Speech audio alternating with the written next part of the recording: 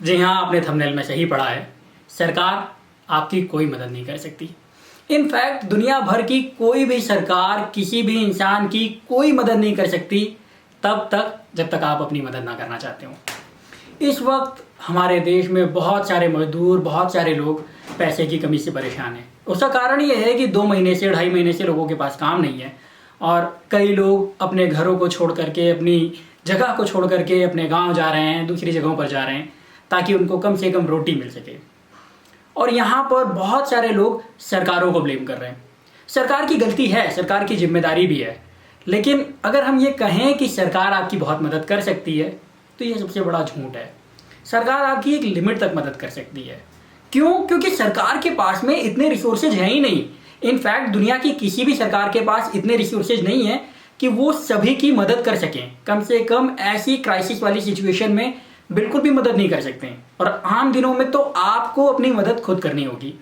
मैंने कई बार ये बात कही है, फिर से कहता हूं कि आपको अपने आप के लिए तैयार करना पड़ेगा। आपको हमेशा ही अपने लिए एक क्राइसिस फंड बना करके रखना होगा। आपको अपने पास में एक ऐसा बजट बना करके रखना होगा जो आपको इस तरीके के हालात में काम आ सके।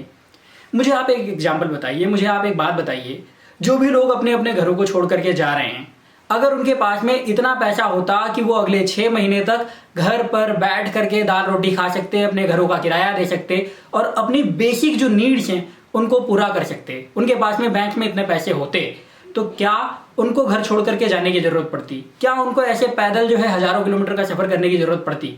नहीं पड़ती। अब आप कहेंगे यार मजदूर हैं, मजदूरों के पास इतना पैसा कैसे आएगा? ये प्रॉब्लम सिर्फ मजदूरों के साथ नहीं है। इनफैक्ट जो भी लोग हैं जो पैसे को मैनेज नहीं करते, जो पैसे का ध्यान नहीं रखते, जो अपने लिए एक फंड नहीं बनाते, इमरजेंसी फंड नहीं बनाते, क्राइसिस फंड नहीं बनाते, उन सभी के साथ में ये प्रॉब्लम आती है। मैंने अभी रिसेंटली एक न्यूज में पढ़ा था, थोड़े दिन पहले पढ़ा था कि एक जादूगर हैं जो कि 7,000 से ज्यादा शो कर चुके हैं और 7,000 से ज्यादा शोज करने के बाद में भी उनके पास में इतना पैसा नहीं था कि वो परिवार का पालन पोषण कर सकें। क्यों? क्योंकि लॉकडाउन हो गया, सारे के सारे शोज बंद हो गए और उनकी प्रॉब्लम ये थी कि उनको सब्जी का ठेला लगाना पड़ रहा था। न्यूज में आई थी ये बात और उन्होंने कहा कि क्या करूं, परिवार का पालन करने के लिए कुछ तो करना पड़ेगा। मेरा सिर्फ एक सवाल है, अगर आप 7,000 से ज्यादा शोज कर चुके हैं और हर शो के वक्त, हर शो के टाइम पर आपने सिर्फ 100 रुपए उठा करके एक बैंक खाते में जमा कर दिए होते तो आज आपके पास में 7 लाख रुपए होते। 7 लाख रुपए होते, आप आराम से 6 महीने, साल भर अपने परिवार का पालन पोषण कर सकते थे उसी पैसे से। तो ये तो हो गई एक जादूगर की बात। एक कॉमेडियन का भी ऐसे ही मैंने पढ़ा था, साउथ के कोई कॉमेडियन है, 3,000 से ज्यादा शोज कर चुके हैं लेकिन उनके पास पैसे की कमी है, वो दूसरों से पैसे मांग रहे हैं।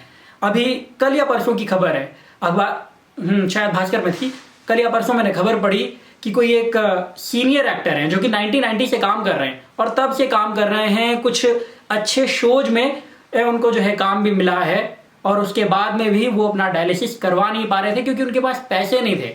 इसमें गलती किसकी है? सरकार की? बिल्कुल नहीं। इसमें गलती उन लोगों की है जो पैसा कमाने के बाद में भी पैसे को मैनेज नहीं करते, पैसा बचाते नहीं है। मैं सबसे कहता हूं कि आपको अपनी 6 महीने की जरूरतों के लिए एक फंड बना करके रखना चाहिए। मतलब आपके पास में इतना पैसा हमेशा होना चाहिए कि आप आज अगर काम करना बंद कर दें या किसी वजह से आज आपका काम बंद हो जाए तो अगले 6 महीने तक आपके पास में पैसे की कोई कमी ना आने पाए। आपके पास में अगले 6 महीने तक आपकी बेसिक नीड्स को पूरा करने के लिए पर्याप्त पैसा होना चाहिए। इस बेसिक नीड में होना ये चाहिए कि आपके घर का किराया, अगर आप किराया देते हैं या आपके घर की ईएमआई भरते हैं तो वो ईएमआई आ जाना चाहिए। अगर आपके घर में जो खाने पीने का खर्चा है वो हो जाना चाहिए, जो दवाइयां हैं वो हो जाना चाहिए और अगर स्कूल की बात करें तो वो हो जाना चाहिए। जो बेसिक नीड है, रोटी, कपड़ा, मकान, शिक्षा और ट्रांसपोर्टेशन, अगर ये 6 चीजें आपने जो है कर ली, और ये नहीं है कि आपको बहुत सारा पैसा करना है। अगर आपकी इनकम 10,000 रुपए है तो आपके हिसाब से मेरे ख्याल में 5 छक्का 30,000 रुपए अगर आप करेंगे तो 6 महीने तक आप आराम से अपना घर चला सकते हैं। 30,000, 40,000, इससे ज्यादा की जरूरत नहीं पड़ेगी आपको अगर आप अपनी बेसिक नीड्स को कम रखते हैं। अब यहां पर यह ध्यान देने वाली बात है कि जिस इंसान की इनकम 10,000 है वो 6,000 रुपए का कमरा किराए पर नहीं लेगा, वो 6,000 रुपए का फ्लैट किराए पर नहीं लेगा। वो जिसकी इनकम 10,000 है वो 2,000, 2,500, 3,000 रुपए में रहने की कोशिश करेगा और जिसकी इनकम 1 लाख रुपए है वो हो सकता है कि 20,000, 25,000 रुपए का फ्लैट किराए पर लेकर के रहे। तो यहां पर ये एक रेशियो देखना पड़ेगा। आपको करना है, आपको देखना है कि आपके एक्सपेंसेस कितने हैं।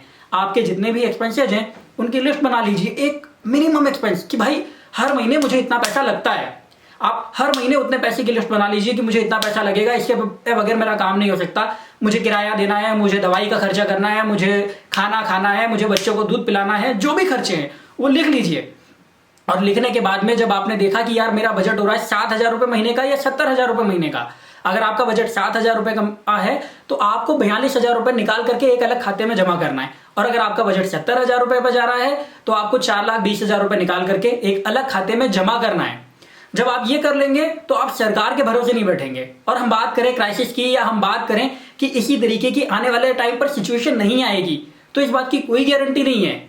हम लोगों ने पिछले 20 सालों में 22 सालों में 4 से ज्यादा महामारियों को देखा है, जिसमें स्वाइन फ्लू एक था जिसके बारे में बहुत सारे लोगों को पता होगा, और इसके अलावा सार्स हम लोगों ने देखा है, इबोला देखा है, जो कि हमारे देश में नहीं आ पाया, हमारे देश में फैला नहीं। वो बात अच्छी है, हमारी किस्मत बहुत अच्छी थी, लेकिन इस तरीके की महामारियां आई हैं, आने वाले वक्त में नहीं आएगी, इस बात की कोई गारंटी नहीं है। तो आपको अपने आप को क्राइसिस के लिए तैयार करके रखना होगा। और हम बात करें, सिर्फ महामारी की बात नहीं कर रहा हूं मैं, हो सकता है कि ये महामारी आज की बात है, लेकिन कल को मान लीजिए आपकी नौकरी छूट गई, आपको चोट लग गई, आपको कोई भी परेशानी आ गई, तो आप क्या करेंगे? सरकार को ब्लेम करेंगे कि सरकार ने मेरा ध्यान नहीं रखा।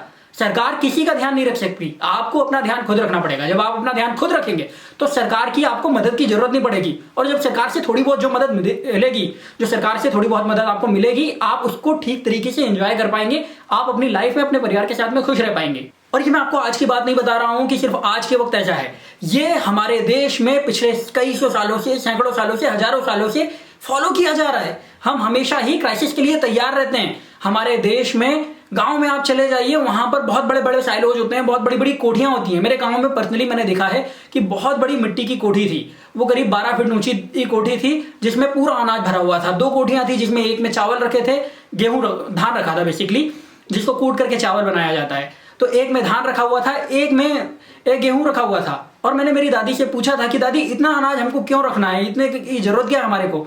तो दादी जी ने कहा था, बेटा ये इसलिए ताकि अगर 1 साल अनाज पैदा ना हो, 1 साल हमें कोई दिक्कत आ जाए तो अगले साल काम आ सके, 2 साल दिक्कत आ जाए तो तीसरे साल के लिए अनाज काम आ सके।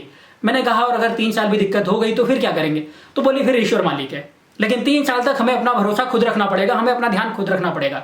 हमारे गांव में, हमारे कल्चर में, हमारी हिस्ट्री में जब ये कहा जाता है कि 3 साल के लिए क्राइसिस का मैनेजमेंट करके रखो, तो आप 6 महीने का तो रखिए यार। जब आप 6 महीने का क्राइसिस मैनेजमेंट रखेंगे, जब आप 6 महीने का इमरजेंसी बैकअप बना करके रखेंगे अपने लिए, तो आपको जिंदगी में कभी प्रॉब्लम नहीं आएगी। अब ये आप सवाल करेंगे कि करना कैसे है, तो सवाल अगर ये करें कि करना कैसे है, तो वो भी बहुत आसान है। आप अपनी इनकम को लिखिए, उसमें से जितना भी पैसा आपका आ रहा है 20% पैसा निकाल करके अलग रखते जाइए। अगर आप 20% पैसा निकाल करके अलग रखते जाएंगे तो मुझे यकीन है कि 1 साल, सवा साल में आप आसानी से एक क्राइसिस मैनेजमेंट फंड बना लेंगे। और आपको इस फंड में हमेशा पैसे जोड़ते जाना है, लेकिन इससे कभी निकालना नहीं है। कब तक?